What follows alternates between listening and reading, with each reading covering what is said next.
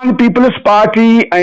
जेके ॿियूं धुरियूं आहिनि जंहिंमें MQM आहे जेको मुआहदे खां पोइ ख़ासि तौर ते अव्हां यानी सिंध तरक़ी पसंद पार्टी जे तरफ़ां डॉक्टर कादिर मंगसी साहिब जी तरफ़ां जेको ऐलान कयो वियो हो त हू हैदराबाद में इन मुआहदे ख़िलाफ़ सिंध क़ौमी कॉन्फ्रेंस जेका कोठाईंदा त असांखे ऐं नाज़रीन खे अव्हां इहो ॿुधाईंदो त हिन वक़्त ताईं उन सिंध क़ौमी कॉन्फ्रेंस बाबति कहिड़नि कहिड़नि ख़ासि तौर ते सियासी समाजी सोशल अदीब दानश्वर या सहाफ़ियुनि सां अव्हां जो राब्तो थी चुको आहे। इन सां गॾोगॾु उहा जेका कॉन्फ्रेंस थींदी उहा हैदराबाद में कहिड़ी जाइ ते ऐं उन जो टाइम छा मुक़ररु हूंदो? डॉक्टर साहब वॾी महिरबानी। ॾिसो, ही इंतिहाई सिंध जे लाइ ॾुखी सूरत हाल आहे त सिंध जी केॾो बि गदार हुजे ऐं सिंध जी हाकिमियत में आया आहिनि गदार, पर उन्हनि सिंध तक़सीम करण जी कॾहिं बि हामी न भरी आहे कंहिंसां त को सिंध जे अंदरि ॿिया सूबा ठाहींदा या हिन ते वीचारींदा। ही पहिरीं दफ़ा थियो आहे जो आसिफ ज़रदारी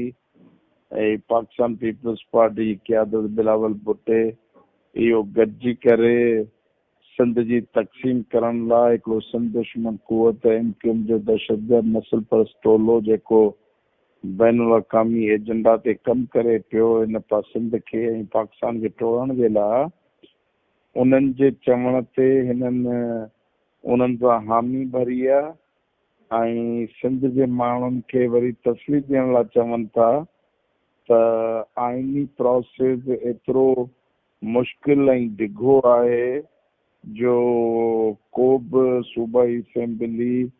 इन क़िस्म जो बिल पास न कंदी। जॾहिं सूबाई न कंदी त पोइ सूबो ठहण जो सवाल ई पैदा न आहे।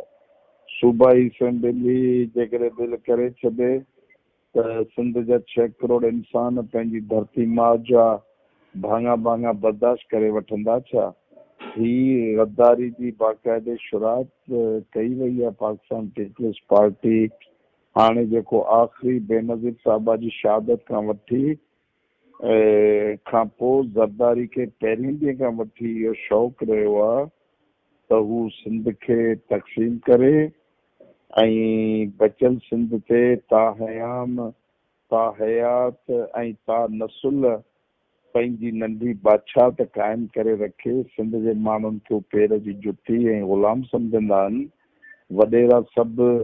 मारे मञाए रिश्वत चापलूसी दलाली में ऐं कमीशन खोरी में उन पंहिंजे दरवाज़े जा मती ऐं एजेंट ठाहे छॾिया आहिनि। इन करे उनखे इहो अंदाज़ो आहे त रुगो MQM जो ई मथे जो सूर जेकॾहिं सिंध जी सियासत मां धार थी वञे त हू सिंध जो ता नसुल ता क़यामत बादशाह रहंदो। सो इन जे करे हुननि इहा MQM खे राज़ी करण लाइ इहा हामी भरे छॾी आहे। हाणे फर्ज़ हुननि खे जेको बि गद्दारी जो कमु हुननि अॻे बिटा निज़ाम पास करे असेंबली मां बिल पास कराए छॾिया, पर पोइ तव्हां ॾिठो त सिंध जे माण्हुनि पंहिंजे शऊर हिम्मत ताक़त सां STP उन मुहिम जी अॻुवाणी कई ऐं उहो बिल नाकाम थियो, असेंबली मां वापसि थियो। बिल्कुलु इहो बि अहिड़ी ई तरह आहे जीअं 1 यूनिट जो क़याम ऐं ॿिया जेके सिंध दुश्मन वॾा वॾा फ़ैसिला उहे बि हिननि असेंबली में मार्फत ई सिंध ते थोपिया विया आहिनि। को सिंध खे तलवार जे ज़रिए कीअं अॼु ताईं फतेह कोन कयो आहे।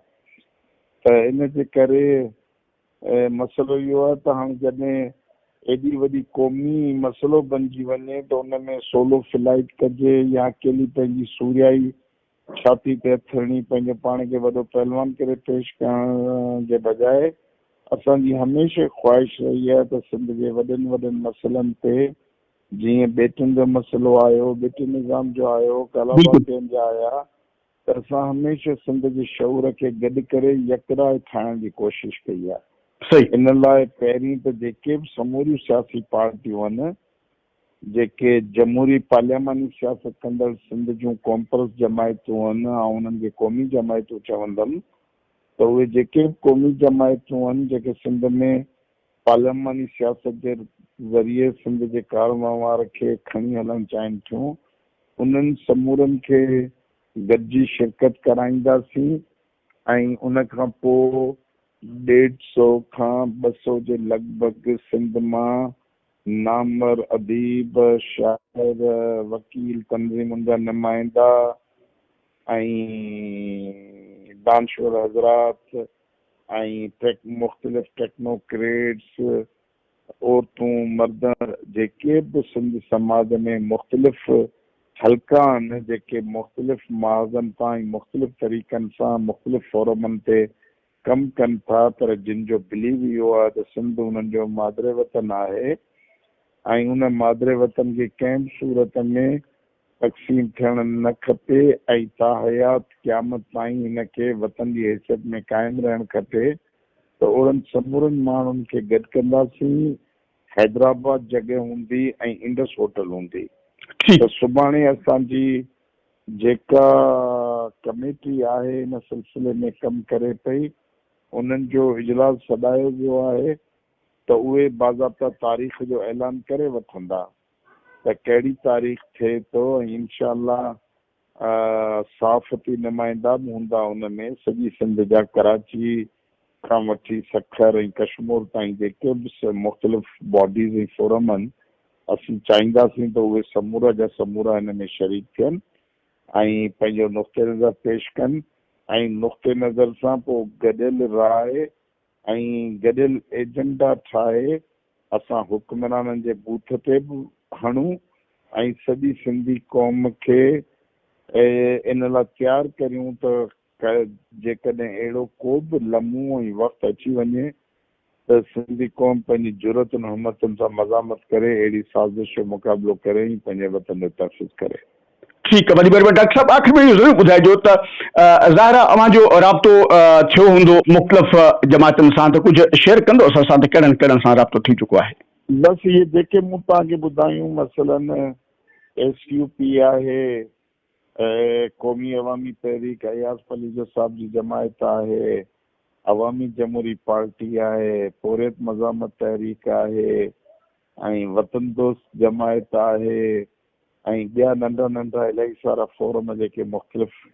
नालनि सां सिंध जे लाइ कमु कनि था, त असां उन्हनि समूरनि जमायतुनि खे गॾु कंदासीं ऐं असांजी ख़्वाहिश आहे त इहो असांजो जेको फोरम आहे सुभाणे इहो हली पार्लियामानी इताद जी शिकिल इख़्तियार करे, त जीअं पीपल्स पार्टी जेका पंहिंजे पाण खे वोट जे मसइले में सिंध जो अकेलो वारिस ऐं चैंपियन सम्झे थी, त उनखे चैलेंज कयूं ऐं सिंध जे माण्हुनि खे अपील करियूं त महिरबानी करे हिननि गदारनि जे अॻियां न अचणु, ख़सीस नंढे नंढनि मफ़ादनि लाइ हिननि गदारनि खे वोट ॾियणु बंदि करे सिंध जे लाइ नओं मुस्तक़बिल जोड़ियो। वॾी महिरबानी डॉक्टर कादिर मकसूद साहब। Thank you. Thank U.